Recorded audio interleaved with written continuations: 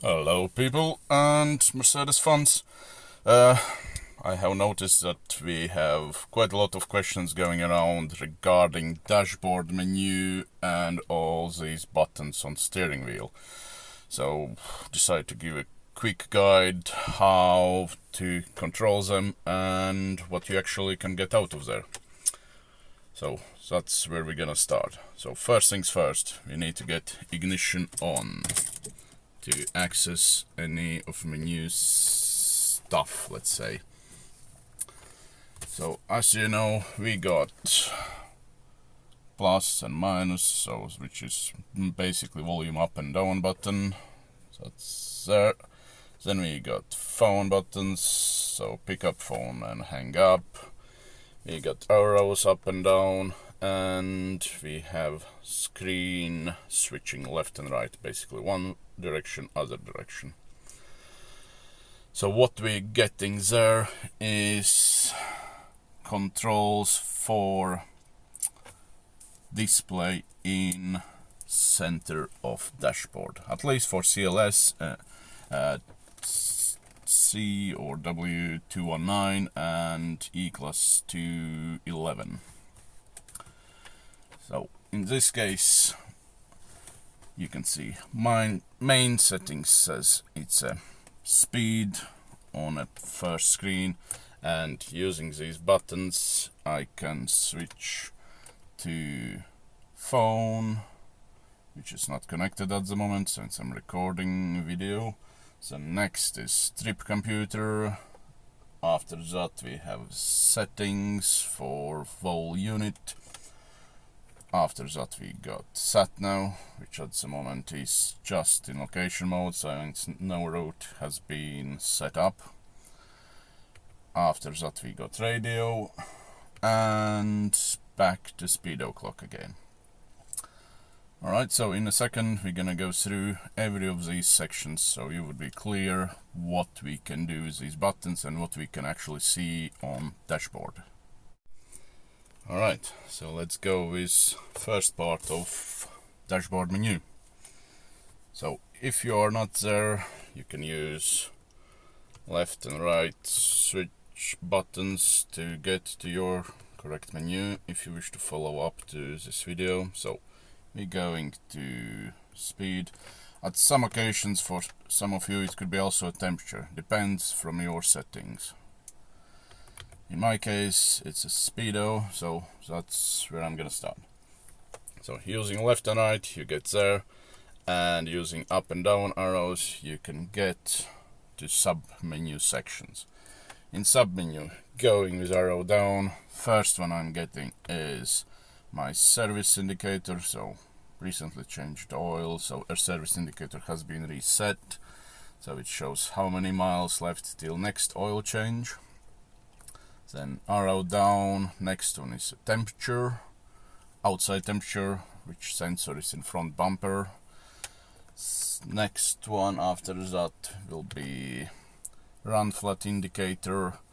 In this case, what it does, it shows does any of my tires losing any pressure, and will make a really big and red warning message if one of the tires will get lower pressure than the other ones. And then arrow down again, and we are back to speedo again. So that's the first section, which is 4 screens, and there is no other controls, it's just the information. So speed, service, outside temperature, and tire pressure monitor, and we are back there.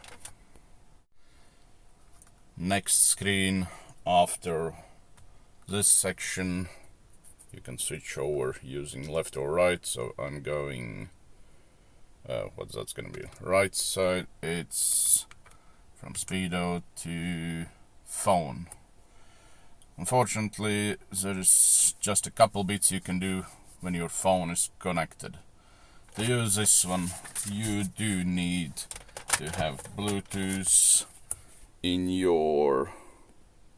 adapter in your armrest. If that's not connected or it's not there, then you can't use it. If you have it, you need to use Bluetooth code to connect it with your phone. And in this section what you will be able to do is only a couple things. With arrows up and down you will access your phone book with all your contacts. With volume up and down is still a volume up and down, and with picking up a phone call button you will be able to access recent, I believe, 6 phone numbers, latest ones you have spoken with. That's in waiting mode. If you're gonna get incoming phone call using these buttons, you actually can pick them up or reject it, just like using these buttons right on your radio unit. Okay, so it's pretty much straightforward and simple, just need to get used to them. Then next screen gonna be on the right side for me is a trip computer. So first subsection of trip computer is trip details for new start. So today I haven't started my car yet, so it shows my ignition being on like for 23 minutes at the moment, but I haven't done any miles, any fuel consumption yet, so nothing to display.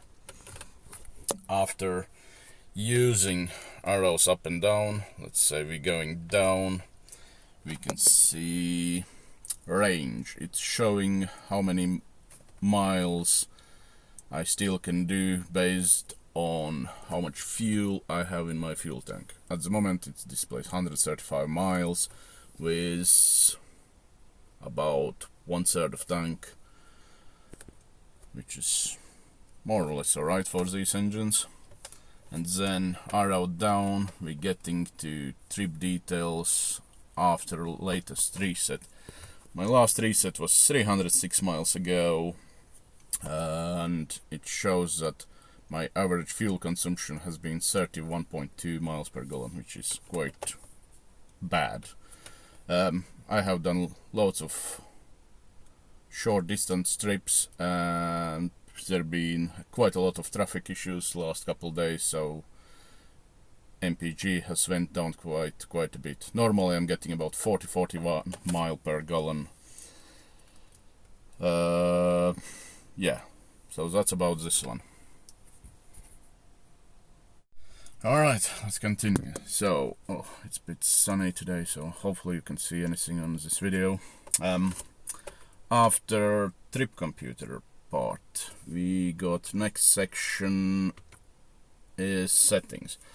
In the settings there is loads of to display and loads of to explain, so at the moment I will skip this part and we'll get back to this one as the last one. Alright, next one after this one is SatNav navigation. At the moment it shows just direction my car is pointing, which is east. As you know, if I will set up any of roads, then you might be able to see something more. At the moment you know that all controls for SatNav goes from your radio unit, so you can see map and setting up any of roads. Let's say some of the quickest ones for me. And your route is being calculated. As soon Please follow the arrow on the display. as I will be able to get any road information where to go, then display also change. At the moment I'm not parked on any of the main roads, so SatNav thinks I'm off-road, and as soon as I will start to move and will get back on the road, then it's gonna show me directions and everything else. Meanwhile, I will just cancel it so we wouldn't get any interruptions, and it goes back to standby mode. Unfortunately, that's only what it shows regarding SatNav. There is no submenus, no extra screens. Whatever button you're gonna click, it's not gonna show anything. So that's it on SatNav screen. And after that, the last one comes radio. On the radio, as you can see, there is two options, arrow up and down. So that's mean with these arrows you can control radio stations. Let's say click up, you're going to different radio stations at the moment available in my location. And also you can control volume with buttons, just like you could do that right here with volume button and switching radio stations. If you have any saved ones, of course you're gonna use your numpad. At the moment, let's get it off so it wouldn't disturb us. Okay, so this is the last screen, and pretty much straightforward. Up and down for radio stations with arrows, and up and down volume buttons, and that's all you're gonna see here. So now we can go back to menu we skipped, which is settings. I will stop video for a second and we'll get back shortly. Alright,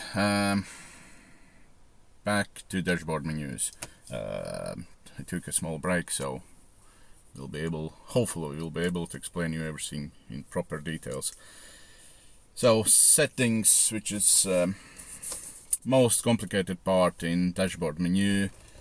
There is load of sub-menus and controls, which involves almost all buttons on steering wheel. So let's try to get it sorted one by one. What I'm gonna do, I will use button down to change sub-menus, and hopefully you will be able to see clearly on video. So whenever you get these screen buttons, left and right, so left and right, you go to your screen menu, and then buttons up and down you can choose sub-menus. As you can see, first sub-menu down is basic display, other one is language, third one is display units, fourth is sub-settings, which is so much into it. And in sub-settings you can see there is instrument clusters, there's lightning control, there's vehicle basic stuff, and convenience, if I spell it properly. Let's go back to top and we might get bits by bits explained. So first things first. First submenu, basic display. On basic display you can decide what you want to see first thing when you turn your ignition, your engine, your car on. Is it speed for speedometer or outside temperature? If you recall at the start of video, you can see that my setting says miles per hour, which is for speed, and if I wish to see outside temperature, I'm just going to check temperature, but my main setting stays for speed. If I would like to change that, I'm going to settings, first subscreen, and I'm just using arrows up and down, choose first subscreen, and then if I decide to change it to outside temperature, I click button volume down, and it changed temperature readings on main screen. So now if I'm going back to main screen, you can see my main screen shows temperature, and if I want to get to speed, now I will need to choose previous how to say properly, subscreen for speed, which used to be temperature. I don't like such settings, so I'm gonna change it back now. Where is it? So settings, first subscreen, volume up, and it's back on speed for my basic menu screen. Okay, so next one, arrow down, second sub menu is language. There is quite a few preset language, starting from German, English, French, Italian, Spanish, Dutch, Danish, Swedish, Portuguese, Turkish. That's on bottom. Let's see, is there anything above English? No, that's it. The most useful information to display is in English for me, so I'm sitting with English. If you prefer any other language, it's your choice. So volume up and down buttons, you change language. Okay, so now we're going for next submenu with arrow down button, which is display unit. In one of the Facebook groups, someone asked how to change details from miles to kilometers on trip computer and so on. This is where you're doing that. So you get to settings, you go scrolling down to third submenu with arrows, and using plus and minus button you can change kilometers or miles, so metric or imperial system.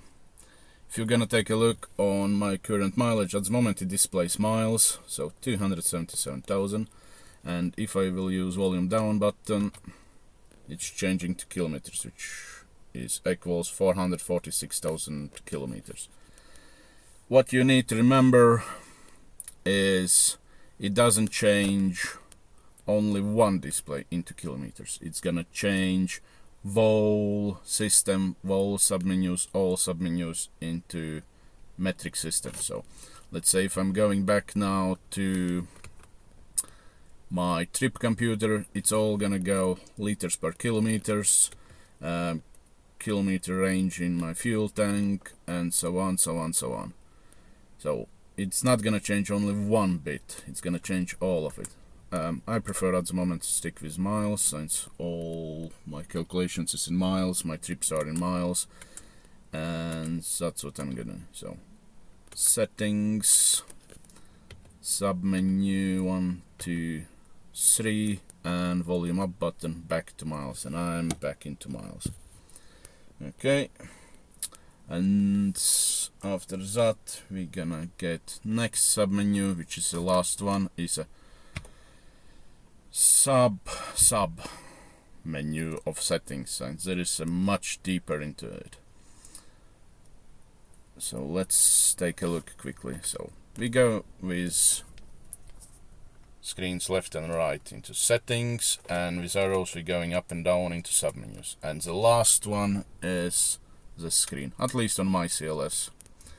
On some other cars might be slightly different, depends from your software version and I assume engine models as well. So in this case what I'm getting is instrument cluster, wrong button, where it goes. So back down to submenu. So what I need to do, I need to use volume up and down button to change it. So instrument cluster, lightning, vehicle, convenience, and that's it. So these settings at the moment I'm changing with, not changing but displaying, as you can see in screen, with volume up and down button. To enter of any of these submenus I will need to use arrows. To get into these settings I will need to use, I believe, arrow up. So for some reason from here I can't do anything into instrument cluster. Whatever button I click, it's not gonna let me in. I know I can do instrument cluster checks using my diagnostic tool, but that's a slightly different story. So in this case we will skip this one, since there is nothing to show anyway, and we're going for next one. Volume button down, it's a lightning, and arrow button up to enter this submenu. So first what we're getting is light circuit headlamp mode. As you know, on our lightning switch we getting normal modes where we can put them up ourselves, and we can do auto mode, which is basically car doing whatever he thinks is more suitable, switch lights on, switch them off, and so on. You can control it from here. You can say lights always needs to be on, doesn't matter is it day or night. Quite often in Europe, many countries requires that your dip lights must be on constantly. So this is a menu where you can ensure it always will be on. So with volume up button I can change it, and it doesn't matter is my light switch on or off. My lights after starting a car always will be on. Here where I am located that's not required, so I don't need it. I switch it off and I will switch on my lights when I will consider it necessary. Then with arrow button down I'm going to out of it. Oh, I believe there was more. Hold on.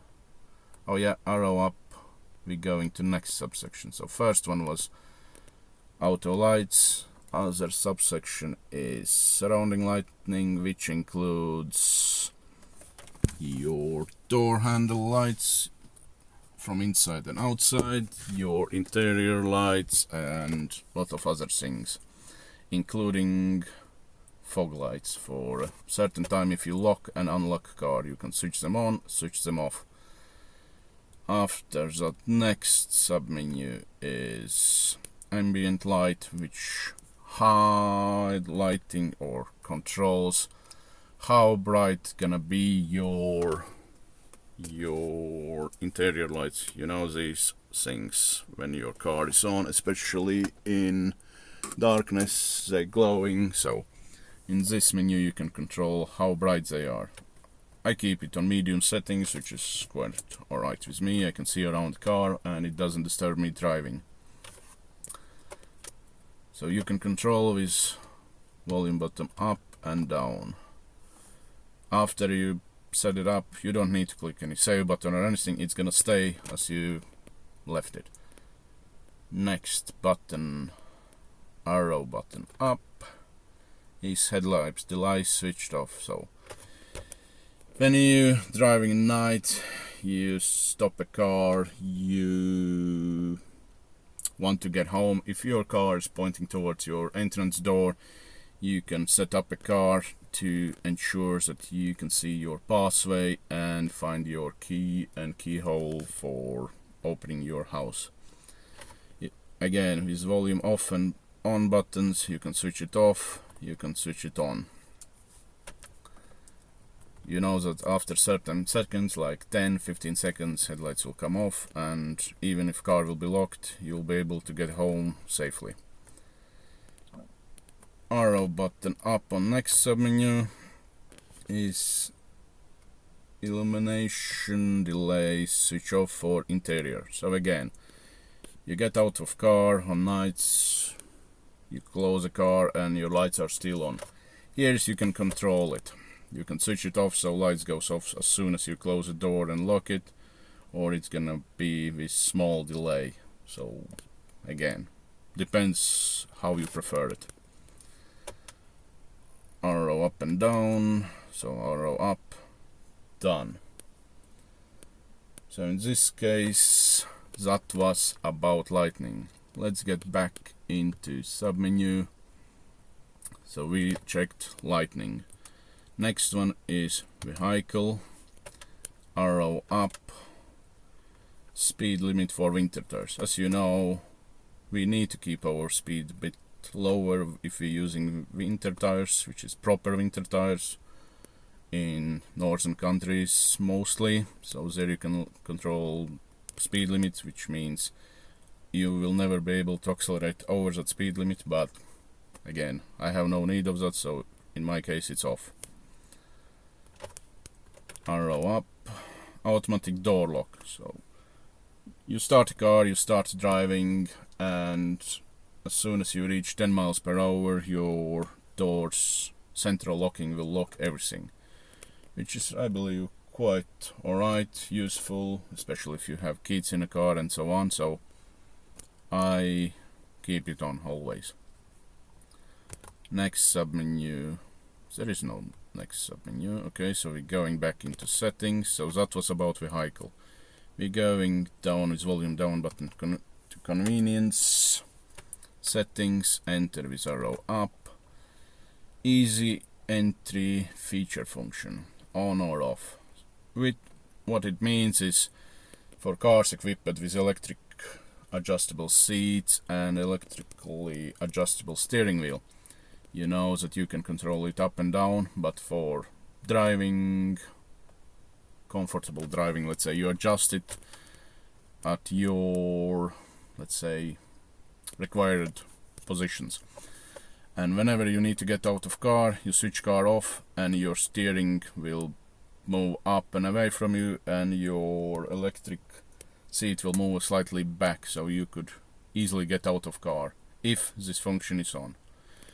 In my case, I use it, it is good, I like it, and I'm quite happy about that. So let's say, if you're looking on steering wheel, I remove ignition key and steering wheel moves up. I put ignition key back on and it goes down. So I set it up only for steering wheel, I didn't need for electric seat, so I'm good on that. Okay, let's get back in. So it was convenience, and first function was easy entry. Next one, arrow up, mirror adjustment for parking aid. This is a function what a lot of people driving Mercedes doesn't actually know. This is function which helps you to park when you're reversing car, and let me to demonstrate it to you. So when it's on, you have passenger side mirror, and whenever you put your gear stick, gear selector in reverse mode, you'll see that your passenger side mirror will go slightly down, and whenever you gonna go in driving mode, it will go up again in normal position. What it does help to park a car quite close to curb, and it's very useful, at least for me, so I never switch it off. What you need to remember is, to make sure that this function works, you always need to keep your mirror button clicked on passenger side. If you're gonna click on driver side, that function not gonna work. Another thing to remember. Okay, so let's check what else we can find here. So next function, arrow up, is fold in mirrors when locking. So you get off of car, you use your remote to lock a car, and if this function is on, then your mirrors will fold down like that. And as soon as you will unlock car, open one of the front doors, they gonna unfold it. Quite good when you park up in tight spaces, in shopping malls or anywhere else, so no one gonna break them, and also seems quite good, nice. Okay, next submenu. There is no next submenu, so that's pretty much it. If there is more questions, please ask, but I believe I did manage to cover all sections at least available on my car. I assume that some of you will have some additional options if you have Airmatic on your car. My standard suspension with standard shocks and springs, so I don't have such option on my screen. But again, these options gonna be different between car models equipped with different features and so on. So make sure you spend some time and explore your settings properly. It's quite often quite useful and it helps. Doesn't matter you want to change settings from imperial to metric system, or you want to use your steering wheel buttons on to control your whole car or anything else in your mind. So feel free to enjoy it, because it's a Mercedes, it's a good car, it's a lot of functions, and it's actually quite easy to use if you know what you're doing. Alright, see you later guys.